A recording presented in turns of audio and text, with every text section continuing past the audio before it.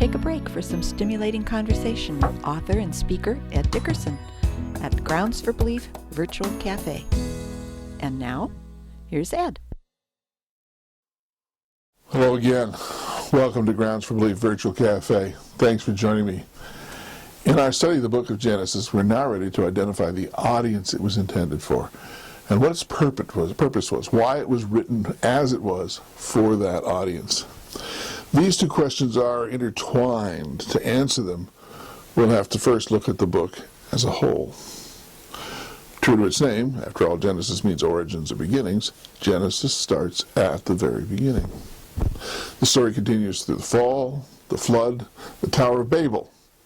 After Babel, we come to Abraham and his family, and the book ends with the coming of Jacob and his sons to Egypt. The very last episode of Genesis contains these words, "And Joseph made the Israelites swear an oath and said, 'God will surely come to your aid, and then you must carry my bones up from this place.'" 4 centuries of slavery followed.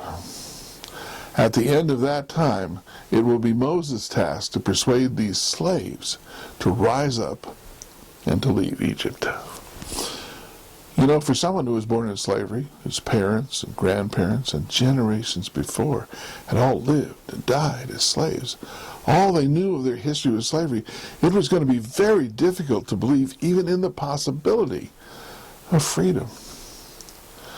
Genesis provides the perfect antidote to the slave mindset, repeatedly portraying the Hebrew people as the object of God's supreme regard. The book's final story shows Joseph, although specially favored of God, sold into slavery. Then through years of slavery and even prison, God watches over Joseph, who eventually becomes ruler over all of Egypt. Imagine the impact of discovering that one of their own had ruled the empire that now enslaved them. They could hardly miss the parallel between Joseph's experience of deliverance and the promise of their own deliverance. And he left them with these words, "God will surely come to your aid and take you up out of this land."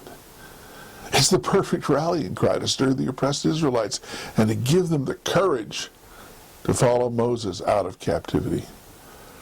Based on this evidence, I believe Moses in Midian compiled the book of Genesis for the purpose of preparing the Israelites in Egypt for the Exodus.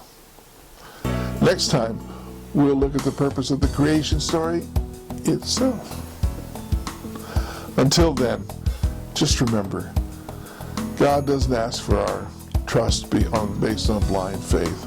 Rather, He has given us in our own lives more than adequate grounds for belief. See you next time. Join us again soon at the Grounds for Belief Virtual Cafe.